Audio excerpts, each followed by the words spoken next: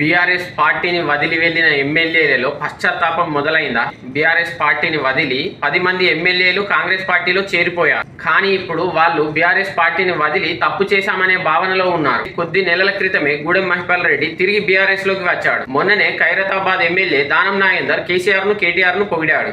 BRS party చాలా అభివృద్ధి చేసిందని చెప్పాడు. నిన్ననేమో పోచారం శ్రీనివాస్ రెడ్డి అన్నం పెట్టిన వాళ్ళని ఎలా మర్చిపోతాను, కేసీఆర్ గొప్ప నాయకుడు, చాలా అభివృద్ధి చేశాడని, పరిస్థితుల ప్రభావం వల్ల పార్టీ మారాల్సి వచ్చిందని చెప్పాడు. కాంగ్రెస్ పైన వస్తున్న వ్యతిరేకతను ముందుగానే గమనించి బీఆర్ఎస్ పార్టీలోకి రావడానికి ప్రణాళికలు సిద్ధం చేసుకుంటున్నారా? పార్టీ మారిన ఎమ్మెల్యేలపై ఫిరాయింపు కేసులు పెట్టిన బీఆర్ఎస్ పార్టీ మళ్ళీ వీళ్లను బీఆర్ఎస్ పార్టీలో జాయిన్ చేసుకుంటుందా? అధికారం పోగానే నమ్మిన కార్యకర్తలను, నాయకుడిని, పార్టీని వదిలి వెళ్లిన వాళ్లను మళ్ళీ బీఆర్ఎస్ లో జాయిన్ చేసుకుంటే పార్టీ కోసం కష్టపడి పనిచేసే కార్యకర్తలు ఇబ్బందులకు గురవుతారు. ప్రజల్లో కాంగ్రెస్ పార్టీ పైన పెరుగుతున్న వ్యతిరేకత, బీఆర్ఎస్ పార్టీ పైన, కేసీఆర్ పైన సానుకూలత పెరుగుతుంది.